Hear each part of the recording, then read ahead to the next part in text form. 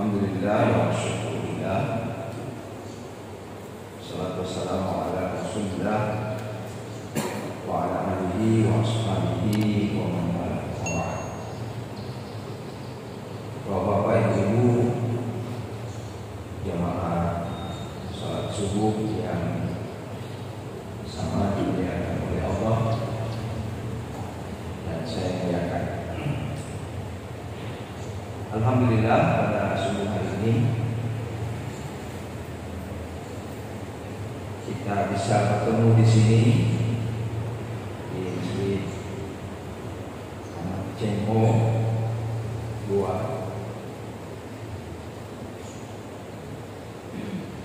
Dan ini dengan subuh hari ini saya baru 2 kali ceramah di sini. Masa sholat Jumat waktu dipindahkan itu rumah kayu di belakang. Jadi ini bukan.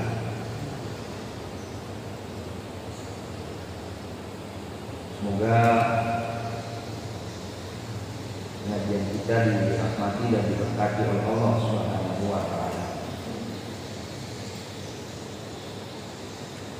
Jamaah yang berbahagia, di dalam Al-Quran kita dapati banyak sekali penyebutan-penyebutan sifat-sifat atau beberapa sifat secara bersamaan, sifat yang Allah SWT senangi dan ridhoi untuk hamba-hambanya. Seperti misalnya dalam surah Al-Baqarah yang kita baca itu disebutkan bahwa alif lam mim dari kita mulai di bulan ini disebutkanlah sifat-sifat orang yang bertakwa itu alladzina yu'minuna bil ghaib wa yuqimuna ash-shalah wa mimma razaqnahum yunfiqun alladzina yu'minuna bima unzila ilaika wa ma unzila min qablik wa bil akhirati hum yuqinun. Itu disebutkan ciri-ciri yang biasa ditutup ulaika ala hudan min rabbihim, ya. Mereka orang-orang yang memiliki sifat-sifat seperti itu adalah orang-orang yang berada di atas petunjuk Tuhan-Nya. Dalam surah Al-Mu'minun juga didapati ayat itu. Qad aflahal mu'minun alladzina hum fi sholatihim khashi'un walladzina hum 'anil lagwi mu'ridun walladzina hum lizakati fa'ilun dan seterusnya. Kemudian dituduh ulaika humul warithun, mereka itulah orang-orang yang mewarisi alladzina yarithuna al-firdaus hum fiha khalidun, orang-orang yang mewarisi surga Firdaus, mereka di dalamnya kekal abadi.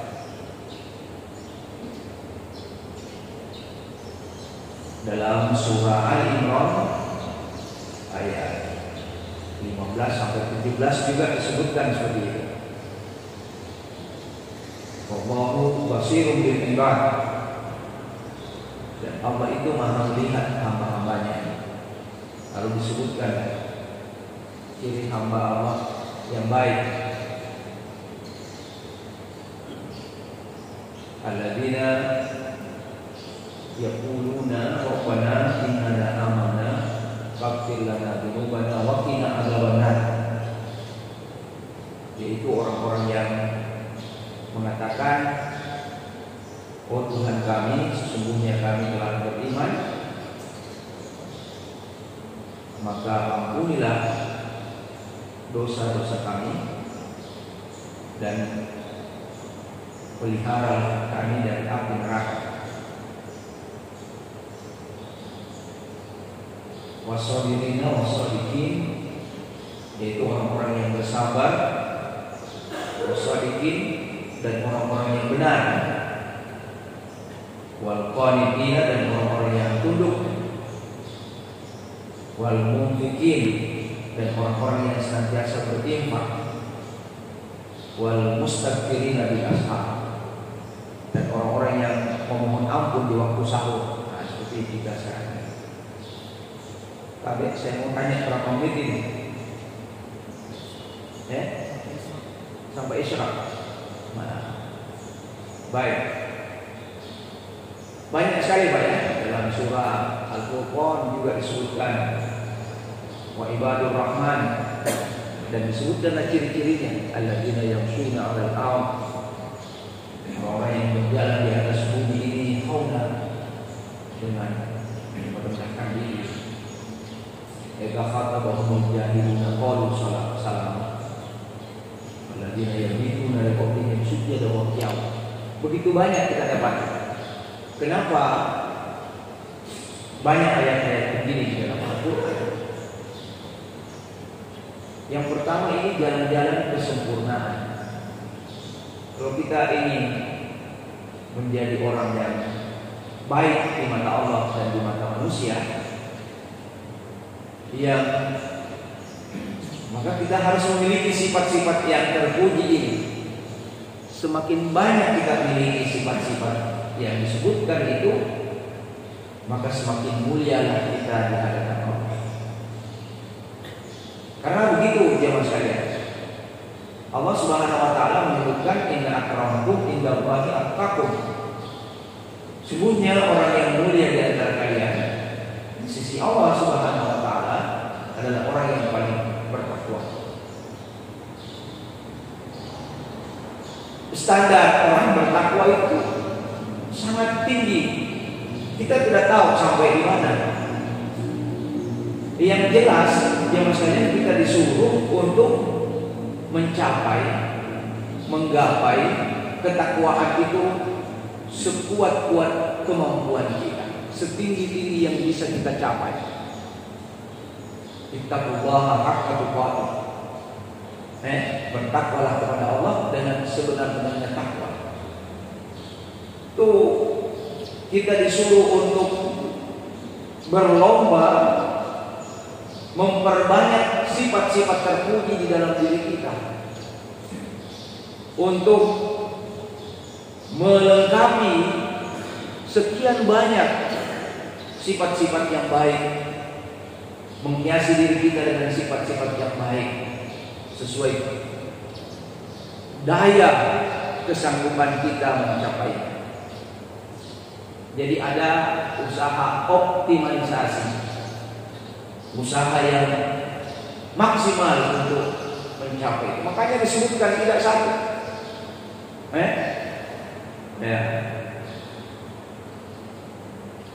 Ciri-ciri orang beriman itu bukan saja sholatnya khusyuk, tapi dia juga ya menjauhkan diri dari perbuatan sia-sia. Dia juga senantiasa bayar zakat. Dia menjaga kemaluannya. Dia memelihara dan menjaga janji dan amanat-amanatnya. Mungkin jemaah sekalian, dari sekian banyak sifat-sifat yang disebutkan, tidak bisa kita lengkapi di dalam diri kita. Tidak semua juga kita bisa penuhi. Ada saja kekurangan di dalam diri kita yang kita tidak mampu capai. Dan ini jemaah sekalian menjadi perhatian bagi kita untuk tidak menjadi orang yang menilai orang lain semata-mata menitik beratkan pada kelemahannya, pada kekurangannya, tapi mengabaikan kelebihan-kelebihan dan keunggulannya. Biasa ada orang yang sangat tidak adil, sangat tidak jujur menilai orang lain. Itu ibu majelis taklim, rajin pengajian, tapi suka gosip. Untuk apa dia ikut pengajian? Ini kan salah jamaah sekalian ya. Dia rajin sholat, ya, dia rajin puasa, tapi tidak menutup aurat, umpamanya begitu. Jadi jamaah sekalian, di dalam satu sisi orang ini ibarat sekian banyak mata pelajaran, dalam rapornya itu ada yang dapat bagus, dapat 8, 7, dapat 9, tapi ada yang merah atau ada yang nyaris merah. Matematikanya dapat 6, dapat 5. Tidak boleh hanya karena dapat 5 itu kita merahkan semua rapornya orang. Kan begitu Pak ya? Ya, mari kita jujur bahwa mungkin dia lemah di satu sisi dan Allah belum mengaruniai hidayah baginya untuk memperbaiki sifatnya itu. Kemudian yang kedua, kita juga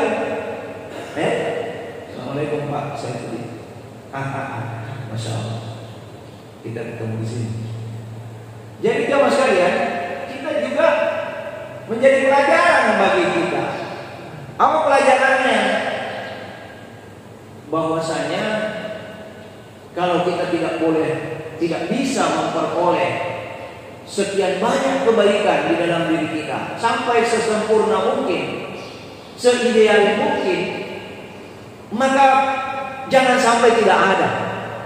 Jangan sampai tidak ada kebaikan yang kita miliki. Namun mana saya Pak ya? Ruang.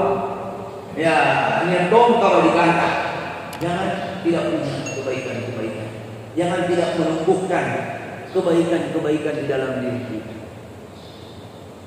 Nah, makanya itu ada, mungkin bapak-bapak sudah sering dengar satu ungkapan dan kaidah dalam bahasa Arab, mala yudraku kullu fala yudraku jullu. Apa yang kita tidak bisa temukan, tidak bisa dapatkan keseluruhannya, jangan tinggalkan semuanya. Kalau kita tidak bisa memiliki angka prestasi, rapor yang semuanya bagus, jangan sampai semuanya merah dan terbakar. Kado 1, 2 nyetor sere rua kepada sekalian yang dapat 7 walaupun kebanyakannya dapat merah. Kira-kira begitu Bapak dan sekalian. Inilah gunanya Allah menuturkan sifat-sifat seperti ini. Dan ini tentu ya sama di dalam prinsip Al-Quran. Di samping kita diharapkan oleh Al-Quran untuk optimalisasi ketakwaan itu, tapi ada juga Bapak dan Ibu sekalian yang kemudian memberikan target capaian minimal. Target capaian minimal itu ya jangan sampai merah semua. Makanya ada ayat yang mengatakan ya ayyuhalladzina amanu taqullaha, ya atau bukan ya, ittaqullaha mastata'tum. Bertakwalah kepada Allah sesuai kemampuanmu. Ya, sesuai kemampuan kita. Kalau kita tidak bisa pergi haji atau berumroh langsung ke tanah suci karena kaknya lagi banyak, masoli, ya, mahal, kita cuma ekonomi lemah, cukup duduk-duduk sampai isyraq. Setelah salat subuh duduk berzikir dengan pengajian. Setelah itu muncul matahari isyraq, kita salat sunat 2 rakaat. Itu pahalanya sama dengan haji dan umroh, tamatan, sempurna. Dan ini berarti kita berhaji dan berumroh pahalanya setiap pagi Pak. Jadi kalau pegawai setiap hari Sabtu Ahad dia khususkan itu, ya, salat berjamaah subuh, kemudian dia duduk berzikir, tidak tinggalkan tempat duduknya sampai terbit matahari, dia setiap Sabtu Ahad dia pergi umroh. Kan begitu. Jadi jamaah sekalian, betapa indahnya agama kita ini yang memberikan satu hal yang luar biasa dalam penetapan sifat-sifat tersebut. Jamaah yang berbahagia, dalam kaitan itu saya ingin membahas satu rangkaian sifat-sifat Allah, sifat-sifat yang Allah Subhanahu wa taala sebutkan ya di dalam Al-Qur'an, yang mudah-mudahan bisa juga menjadi rencana-rencana kita, program-program kita untuk kita capai di dalam hidup kita, utamanya di dalam berRamadan, ya, di dalam berRamadan. Itu yang saya ingin kaji, terdapat dalam surah At-Taubah ayat 112. Ya, ayat 112 ya. Allah Subhanahu wa taala berfirman, "A'udzubillahi minasyaitonir rajim." Ya. At-taibun al-'abidun al-hamidun as-sa'ihun ar-raki'un as-sajidun al-amiruna bil ma'rufi wan nahuna 'anil munkar wal hafiduna li hududillah wa basyiril mu'minin. Dalam surah Taubah ayat 112. Allah Subhanahu wa taala berfirman, at-taibun, orang-orang yang sering bertobat. Ya. Wal 'abidun, dan orang-orang yang banyak beribadah. Wal hamidun, dan orang yang banyak memuji Allah Subhanahu wa taala. Al-hamidun. Kemudian as-sa'ibun, orang yang mengembara. Ar-raki'un as-sajidun, orang-orang yang rukuk dan sujud. Wal amiruna bil ma'rufi wan nahuna 'anil munkar, orang-orang yang memerintahkan kepada kebaikan dan melarang dari kemungkaran. Wal hafiduna li hududillah, dan orang-orang yang menjaga hukum-hukum Allah Subhanahu wa taala. Wa basyiril mu'minin, dan gembirakan orang-orang yang beriman ini. Nah, itulah di dalam ayat ini disebutkan sekian banyak sifat-sifat. Nah, ini dan disebutkan dalam bentuk isim fa'il namanya dalam bahasa Arab. Ya. At-taibun, dari kata taba yatubu taibun, orang yang bertobat. Al-hamidun, amilun, ini semuanya namanya isim fa'il. Jadi Allah menyebutkan di dalam ayat ini sifat-sifat dan sekaligus menjadi perilaku orang-orang yang beriman yang akan mendapatkan berita gembira dari Allah Subhanahu wa taala, yang akan beruntung dan dimasukkan ke dalam surga insyaallah. Orang-orang yang dijanjikan oleh Allah mendapatkan surga. Yang pertama adalah at-taibun, orang yang bertobat. Ini luar biasa ayat ini. Dari sekian banyak sifat-sifat yang baik, yang pertama disebutkan oleh Allah adalah bertobat. At-taibun, orang-orang yang bertobat. Karena memang Bapak dan Ibu sekalian, dalam meniti jalan kebaikan, dalam menapaki siratal mustaqim, jalan yang lurus, di dalam menempuh ibadah kepada Allah Subhanahu wa taala, yang pertama itu mesti memang kita ini tobat. Mungkin kita pernah meninggalkan Allah Subhanahu wa taala dan menjauh darinya. Kita pernah tidak mau dekat-dekat dengan Allah Subhanahu wa taala. Lebih senang bersahabat dengan syaitan, bersahabat dengan orang-orang jahat. Tapi ketika kesadaran itu datang, bimbingan dan hidayah Allah Subhanahu wa taala datang kepada kita, kita sadar akan kealpaan dan kelalaian kita selama ini, maka kita ingin kembali. Itulah namanya tobat, Pak. Tobat itu kembali.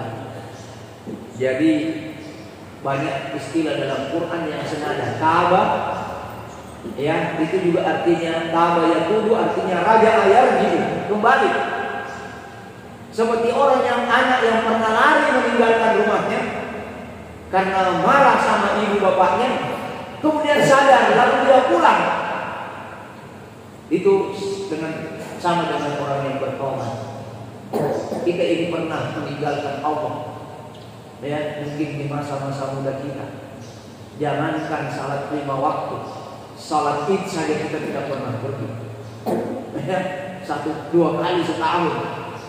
Ya, jangankan masuk masjid untuk salat, terasnya masjid saja paling banter dia dapat itu pun untuk ngambil sendalnya orang. Itu kira-kira. Kemudian dia sadar, Pak, dia kembali. Ya, itu namanya raja yarji'u. Ya, orang yang kembali. Sama dengan Bapak dan Saudara sekalian. Ya, inabah. Ya, kembali juga akhirnya. Ya. Jadi jemaah sekalian, ini sebabnya ini ditempatkan pertama bertobat. Yang kedua, Bapak dan Saudara sekalian, sifat tobat itu adalah merupakan sifat yang sangat dicintai oleh Allah Subhanahu wa Ta'ala. Sifat yang paling dicintai. Dan Allah juga memiliki sifat at-tawwabun. Tawwab. Allah itu Maha memberi tobat juga. Jadi inilah Bapak dan Saudara sekalian satu kata sifat yang digunakan secara bersama-sama antara hamba dengan Allah Subhanahu wa Ta'ala. Ya. Hamba disebutkan innallaha yuhibbu at-tawwabina wa yuhibbul mutatahhirin. Allah mencintai orang-orang yang suka bertobat. Ini hamba suka bertobat. Maka disebut Bapak dan Ibu sekalian, ya, isi mukabar at-tawwabun, orang-orang yang banyak bertobat.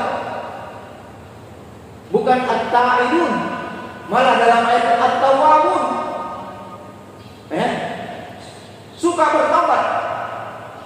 Di dalam ayat lain disebutkan innallaha kana tawwab, ya, atau innallaha kana tawwabar rahim. Allah itu tawwab, Maha menerima tobat. Jadi sebetulnya itulah sebabnya Bapak dan Saudara sekalian, Allah mencintai orang yang bertobat karena salah satu sifatnya juga memberi tobat. Allah sangat gembira dengan orang yang bertobat itu. Ya, sampai di sebuah hadis diceritakan ranuna juga dengan Allah Ta'ala. Gembiranya ini karena saya merasa di Goa, Pak, ya, jadi saya bahasa Makassar. Ya, karena saya merasa pasti di sini banyak orang Makassar. Ya, jadi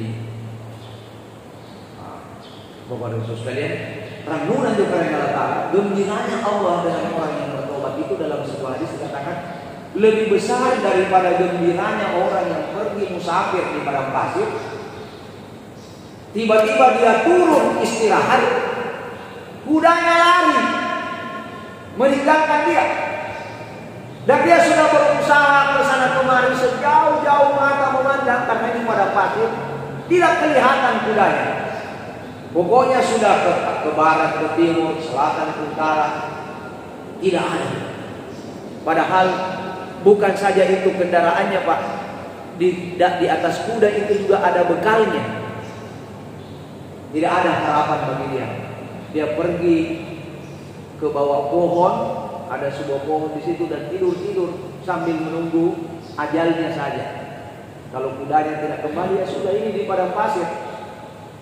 Ya, tidak ditahu di mana ada kampung. Tertidur beberapa saat, begitu dia bangun, niami pun jarangnya, Pak. Sudah kembali kudanya di sampingnya, langsung dia ambil tali kekangnya itu, langsung dia ambil tali kekangnya, dan saking gembiranya dia mengatakan Allahumma anta abdi wa ana rabbuka. Tak balik kita. Saking ragunya dia bilang, Ya Allah, Engkau hambaku dan saya Tuhanmu. Coba, ini musyrik ini Pak.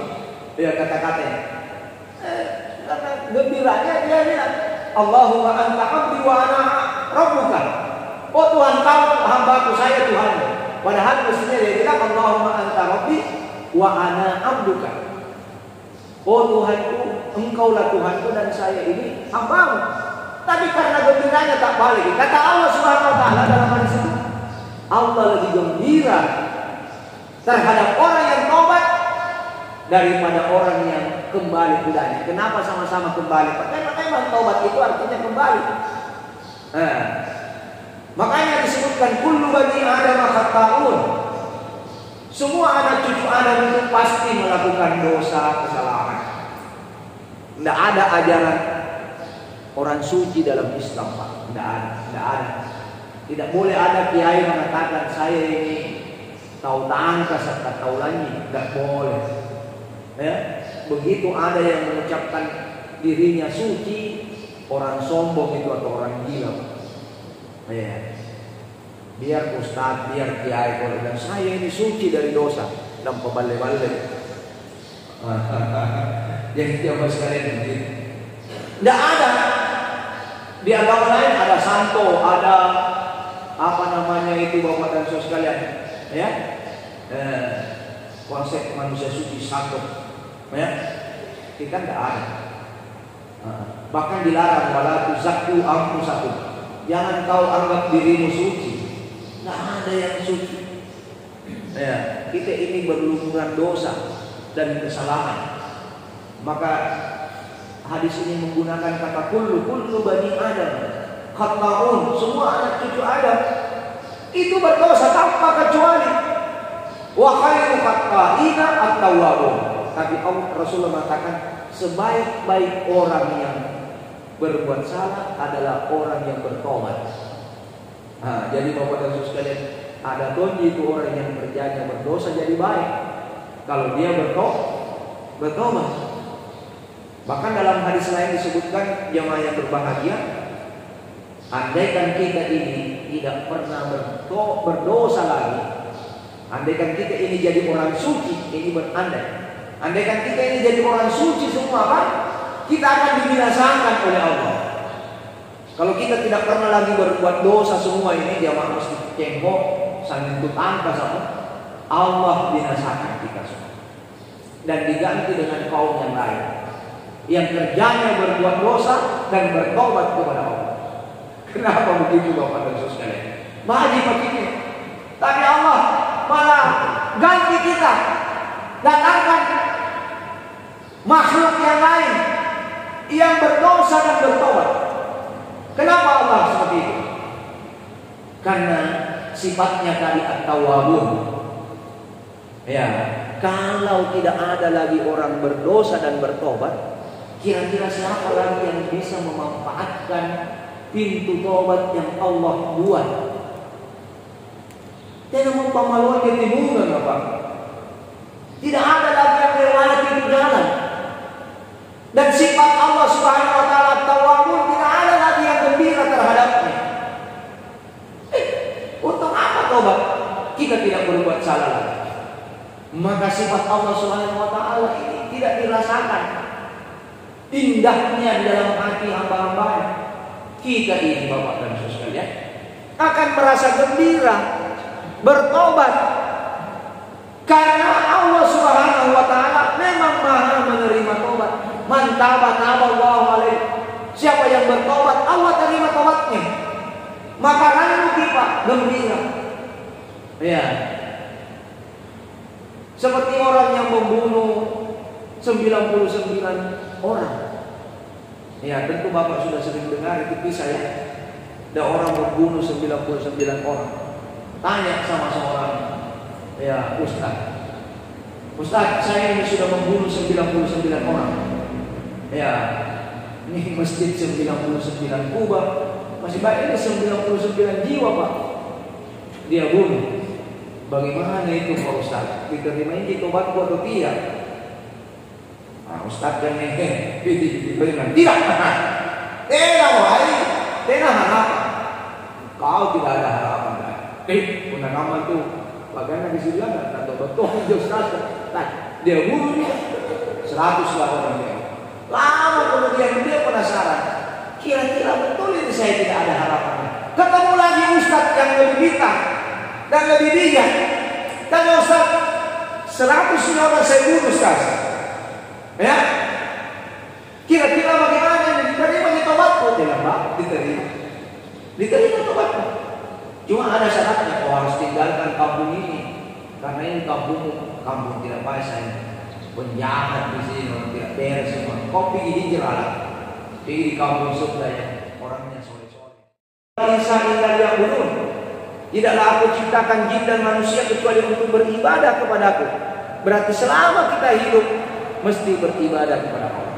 Fa'bud rabbaka hatta ya'tiyakal yaqin. Sembahlah Tuhanmu sampai datang kematian.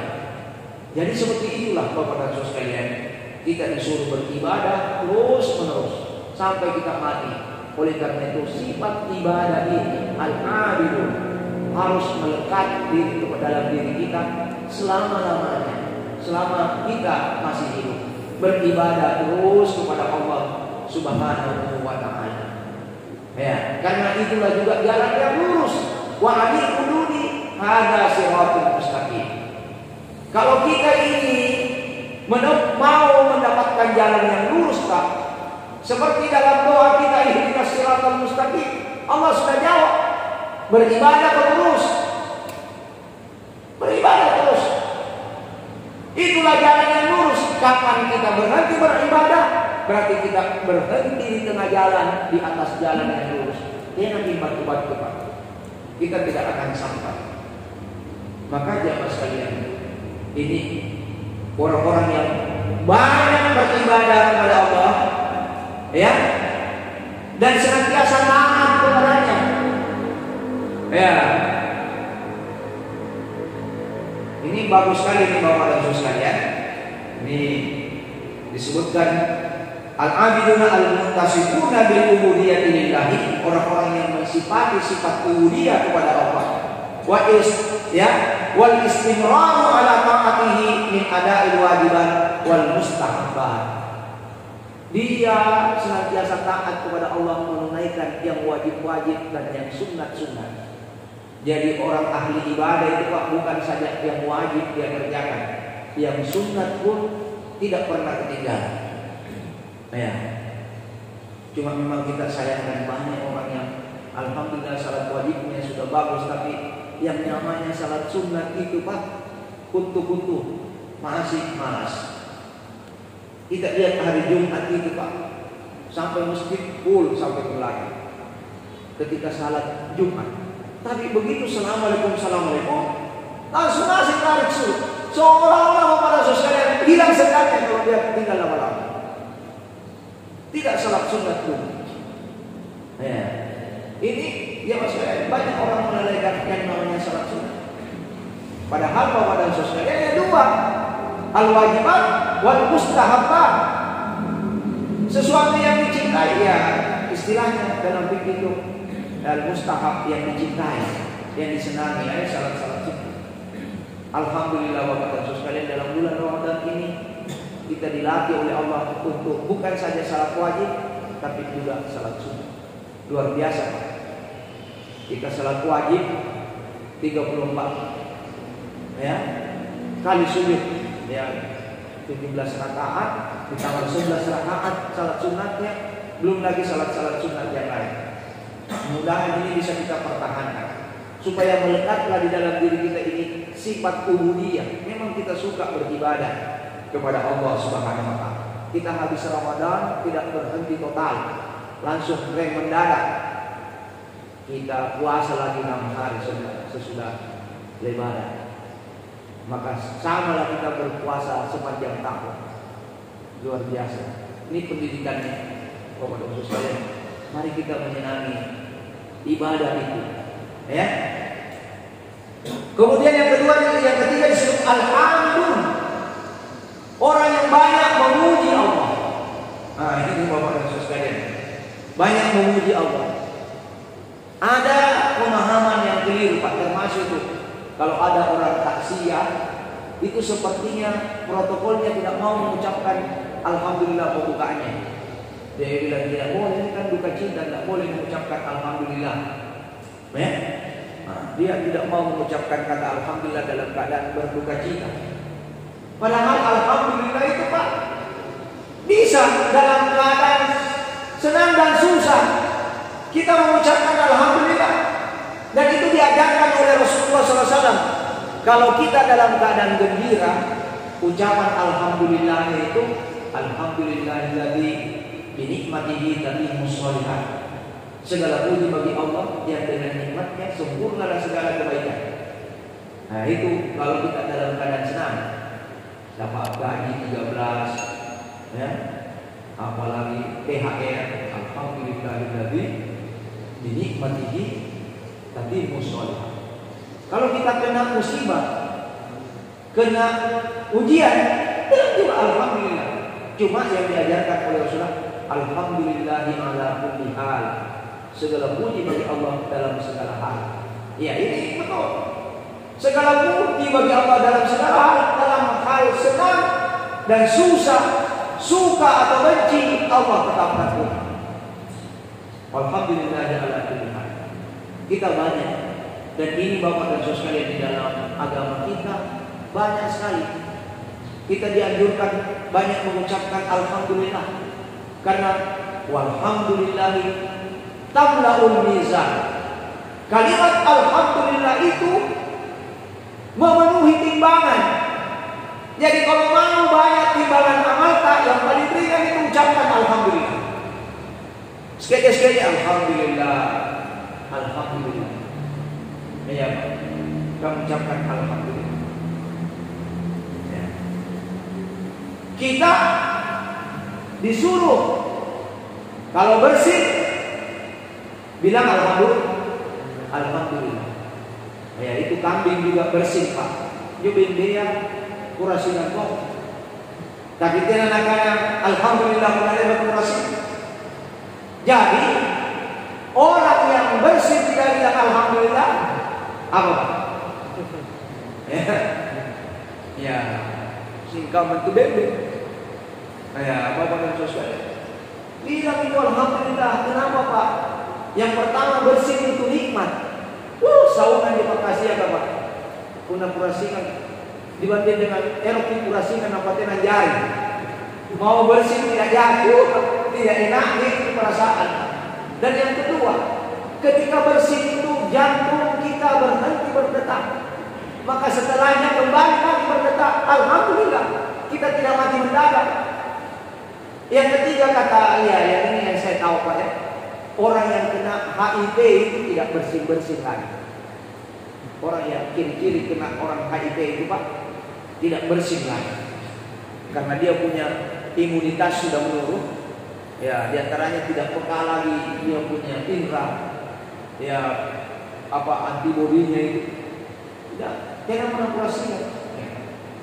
Jadi alhamdulillah kita masih bersih, berarti masih sehat. Nah itulah alhamdulillah. Dan dalam Islam diajarkan juga mensyukur orang yang baik. Kalau ada orang yang kalau bersih tidak alhamdulillah, syukur dia, doakan juga yarhamukallah, yarhamukallah. Semoga Allah merahmati. Kita syukur lagi dia karena dia mengatakan yarhamukallah, kita doakan juga yahdikumullahu yashlih balakum. Indahnya memang agama kita bersahut-sahutan, saling mendoakan. Nah ini. Tapi bagaimana mau dijawab itu yarhamukallah nanti karena alhamdulillah. Tidak bilang alhamdulillah. Kalau habis makan alhamdulillah. Kalau habis buang air alhamdulillah. Alhamdulillahilladzi adhaba annal adha atau annil adha wa afani. Bagaimana kalau tidak keluar itu kencing Pak dikateter itu Pak Rusina. Saya belum pernah dikateter, mudah-mudahan tidak pernah dikateter. Tapi orang bilang Pak Rusina Ustaz. Ya, maka bilang cepat alhamdulillah adhaba annil adha wa afani. Ya, yang as-sauna betul. Ya. Dan di dalam Agama kita ini dijajarkan juga Pak. Bagaimana mengkondisikan orang mengucapkan Alhamdulillah. Itu bagus Pak. Makanya dianjurkan itu sebelum kita berbicara dengan orang, apakah langsung atau lewat HP, jangan langsung inti masalah, to the point. Assalamualaikum. Salam. Ada ngomong. Ada perluku ini.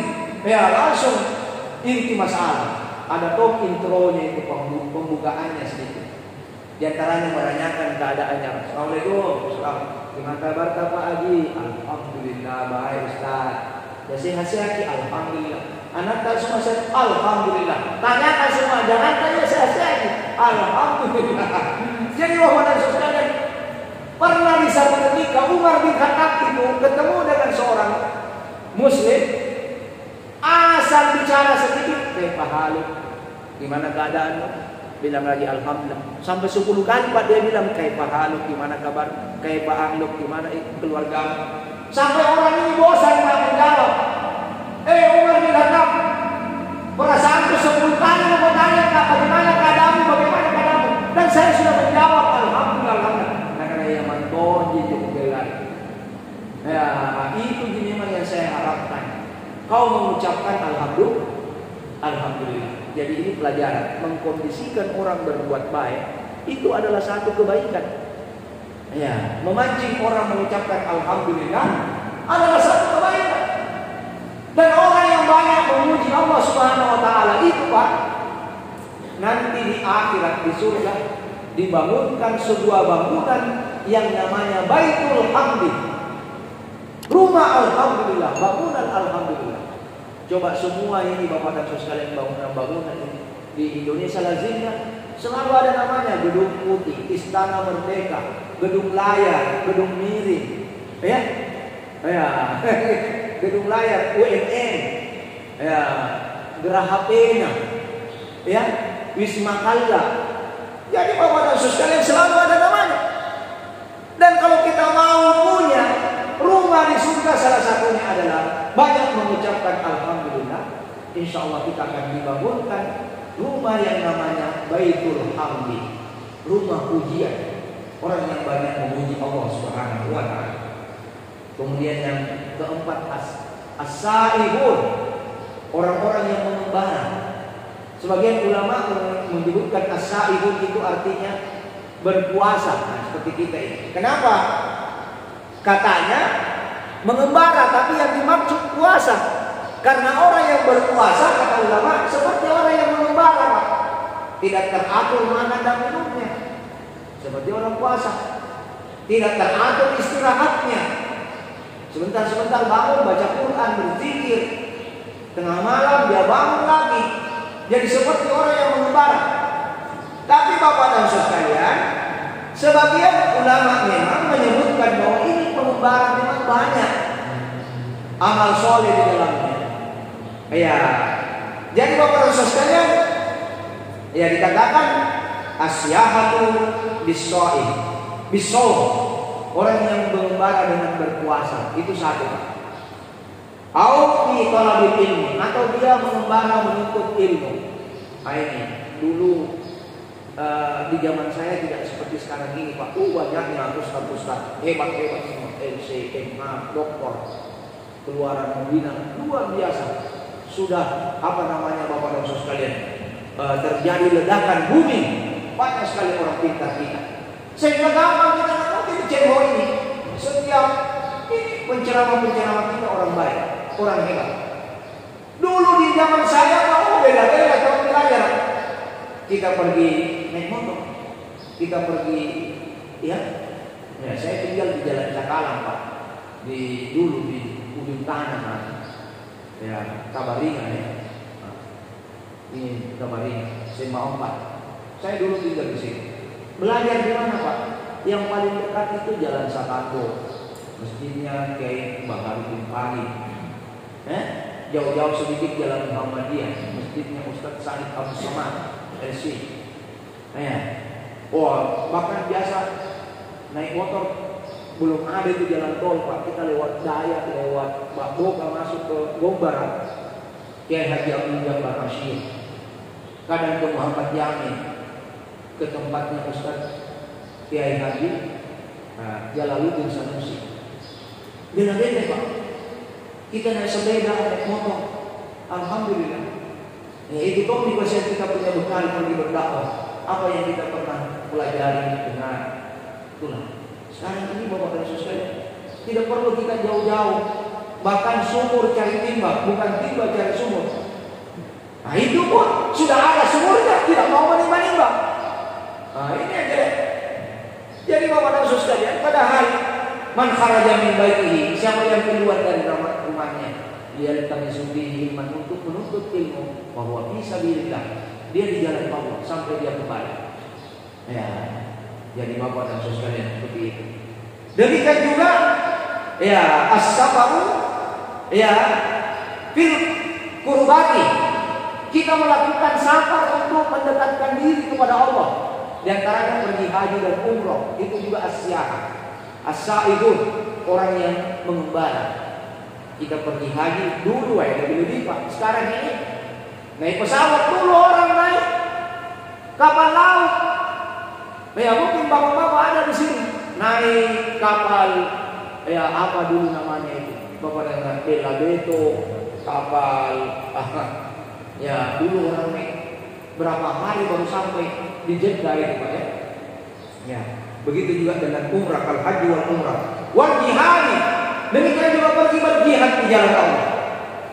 Ya. Kemudian Bapak dan Saudara sekalian, ya wasilati aqarib, bersilaturahmi juga. Ya, mungkin jauh-jauh kita punya keluarga ada di Palopo, tapi kita pergi jauh-jauh hanya untuk bersilaturahmi dengan keluarga kita. Itu juga dipuji dengan wasaibun, orang-orang yang banyak mengembara. Ya saya kira cukup nih Pak ya. Tidak tuntas kita punya ini, tapi nanti insya Allah kalau ada bapak-bapak yang mau bertanya silakan. Dan saya akhiri subhanallah wa rabbana wa bihamdika asyhadu an la ilaha illa anta astaghfiruka wa atubu ilaik. Assalamualaikum warahmatullahi wabarakatuh. Ada yang mau bertanya Pak silakan. Ayo.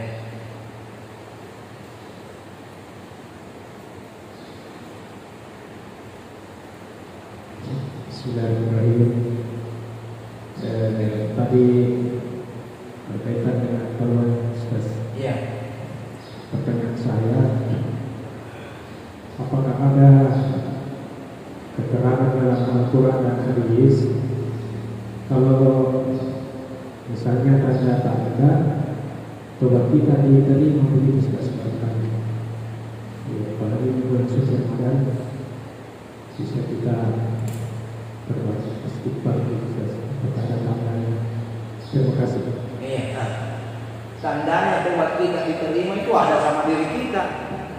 Ada sama diri kita. Kalau kita punya tobat benar, diterima itu. Karena Allah bilang begitu. Man taba,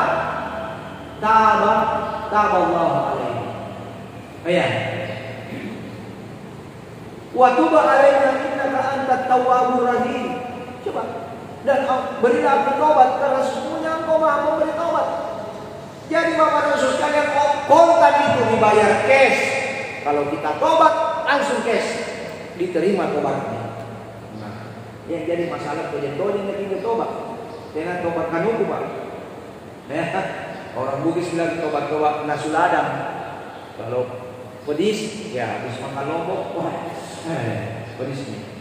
Tapi kalau hilang pedisnya, ya cambuk lagi.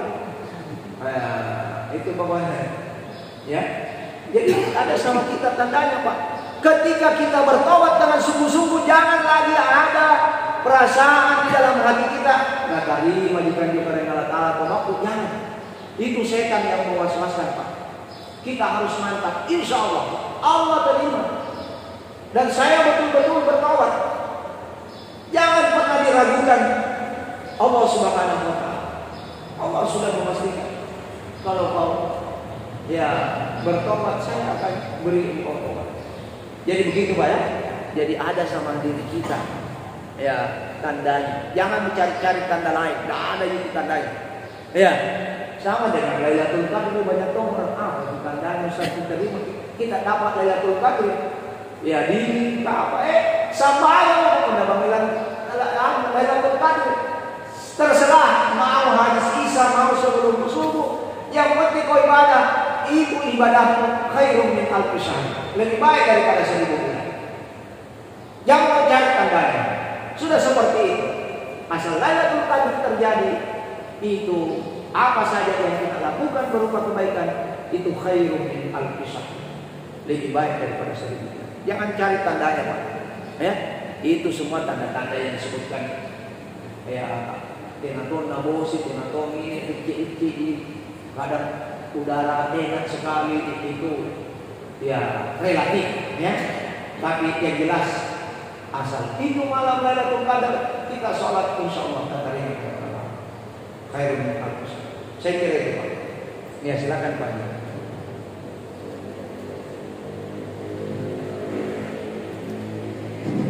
Bismillahirrahmanirrahim. Assalamualaikum warahmatullahi wabarakatuh. Yang saya tanyakan ini Ustaz agak singkat sedikit. Bukankah tandanya itu tobat orang yang kita lawan itu Ustaz? Tobat? Iya. Itu saya catat. Bukan Ustaz. Iya. Terima kasih banyak Ustaz. Iya. Bisa itu orang yang hitam jidatnya karena memang hadir sujud, Pak ya. Ya simahum fi wujuhihim min athar sujud. Kau kenali di wajah mereka tanda-tanda bekas sujud. Ya. Jadi Bapak dan Saudara sekalian bisa karena banyak sujud tadi ada tuh karena nagosok di bawah, Pak. Ya mau dibilang rajin sujud. Ya. Nagosok di apa? Bawang merah. Untuk menipu orang. Nah, itu tidak baik. Jadi orang munafik itu yukhadi'una Allah wa la aman. Dia mau menipu Allah dan orang beriman. Ciri to orang yang tobat itu ya seperti bapak-bapak ini. Mudah-mudahan seperti Pak ya. Ya mati dalam keadaan beruban ini. Yang kicau minuan Pak. Ya dia mati malu-malu beruban. Mau dicek. Nah saya tahu apa kan? Tidak mungkin. Umurmu sudah sekian pasang ini dengan sedikit. Kau pasti itu semerti. Baru kita seimbang mereka. Kecampur lagi, keriput baru hitam. Itu yang serasi itu Pak.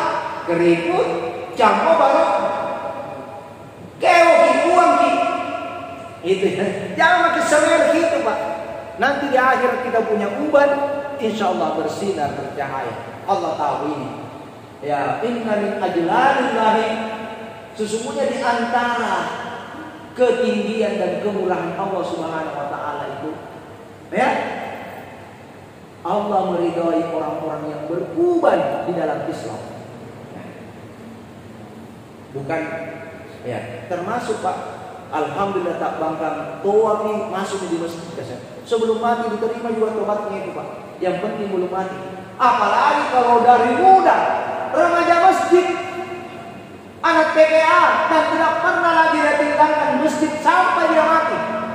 Ini orang yang Allah Subhanahu wa taala ya merahmati dia. Dia ridho, Allah ridho terhadap orang-orang yang beruban di dalam Islam. Ya, bahkan dalam hadis dikatakan Allah malu menyiksa orang-orang yang beruban di dalam Islam ini. Ya, jadi jadilah golongan putih Pak ya. Nah, ini bapak-bapak yang masih golongan hitam, kita masih rambutnya digodek. Kalau saya ini sudah berangsur-angsur golongan putih, masuk golongan putih Pak. Nah, putih ini jadi putih juga.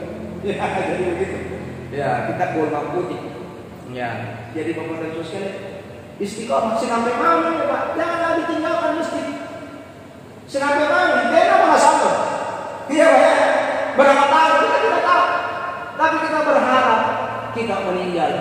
Di dalam Islam itu tidak dibolehkan meminta yang namanya mati. Tidak boleh kita keren, Allah tidak boleh. Ya Allah matikan saja saya. Tidak boleh kita minta mati Pak dalam Islam. Tetapi meminta jenis kematian boleh, bahkan dianjurkan. Pala hidup, ya jenis mati mau mati apa? Watawaffana musliman. Wafatkan saya sebagai seorang muslim. Mudah-mudahan kita ini nikmati. Kalau perlu di masjid Pak, lagi pengajian, lagi salat, nikmati. Inna lillahi wa inna ilaihi raji'un berpulang. Jamaah kita memang kudu loro asal apa selalu ada di sini. Masya Allah. Ya, itu Bapak dan Saudara sekalian. Ya. Jadi seperti itu. Ya. Nah, itu ada saya punya teman menentukan tahun zakat, namanya Wahid Kadungga. Dia pernah lari ke luar negeri waktu zamannya KH dan pulang, wah ramai lagi Pak, ini teroris ini. Akhirnya pasien dia tinggal saja di masjid. Itu kau. Tidak pernah lagi pulang ke rumahnya hanya sewaktu-waktu. Dia pergi ambil tinggal di masjid. Akhirnya mati di masjid. Ya, masjid di Dewan Dakwah Al-Qur'an. Jadi Bapak dan Saudara yang mudah-mudahan tidak juga begitu. Mati dalam keadaan beribadah kepada Allah atau berjihad di jalan Allah.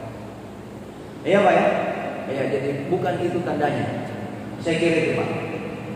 Ya.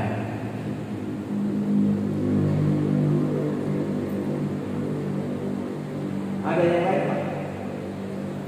Tidak ada. Ya, saya kira sampai di sini. Ada kita. Masih ada kan? Iya, terakhir Pak ya. Saya lempatkan lagi sedikit Mas. Iya. Assalamualaikum warahmatullahi wabarakatuh. Salam. Tentang taubat tadi Mas. Iya. Kalau kita ini manusia biasa ya, tentu tidak lepas dari dosa dan bidah. Iya. Yang saya tanyakan, kalau Nabi kita maksum dari dosa, kira apa makna istighfar sampai 70-100 kali? Lalu Nabi tidak punya dosa apa-apa. Kalau diluruskan pemahaman saya ini Pak Ustaz, apa hikmah dibalik Rasulullah setiap hari rutin beristighfar, padahal beliau makhluk manusia yang paling sempurna dan bebas dari dosa-dosa, tidak seperti kita ini. Ya, terima kasih. Ya, yang pertama itu karena Rasulullah guru kita, beliau harus memberi pelajaran kepada kita. Pelajarannya, sedangkan Nabi itu ya, Nabi mengucapkan istighfar 70 kali.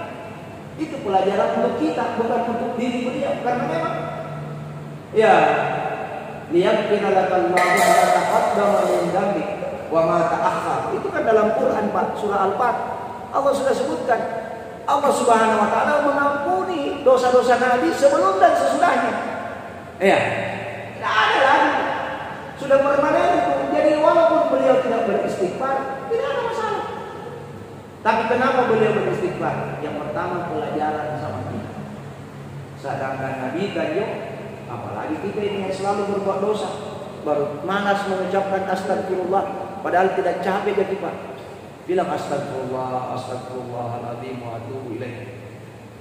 Kemudian pelajaran yang kedua, bahwa terkadang ada perbuatan amal soleh yang kita harapkan langsung pembalasannya, tapi itu sebetulnya Bapak dan Saudara sekalian, ya ada pahala yang kita dapatkan juga. Jadi Nabi mengatakan astagfirullah bukan karena banyak dosanya, tapi beliau mendapatkan pahala daripada ucapan astagfirullah. Andaikan kita juga Pak ini banyak dosa, tidak ada dosa atau kurang, lebih banyak istighfar, itu insya Allah dari kata astagfirullah. Ya Bapak dan Saudara sekalian, sudah dapat pahala Pak. Ya, kita dapat pahala mengucapkan astagfirullah. Sama juga dengan berdoa Pak. Ada kalanya kita berdoa tidak diterima, kita punya doa itu tidak langsung diterima. Tapi dengan berdoa itu sendiri, karena itu perintah Allah, kita dapat pahala.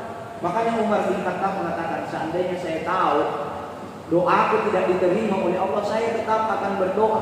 Nah, kira-kira bagaimana Pak? Kadang bising, dengan natari mentari kala-kala kepala doaku, saya akan tetap berdoa. Kenapa? Karena dengan berdoa kita dapat pahala karena melakukan perintah Allah. Ud'uuni astajib lakum. Ya. Berdoalah kepada aku memenuhi bagi kalian. Jadi Bapak dan Saudara sekalian, ucapkan maka saja istighfar. Ya, insya Allah. 2, kita dapat ampunan dan juga dapat pahala mengucapkan istighfar itu, karena istighfar adalah amal soleh. Ya, saya kira itu Pak.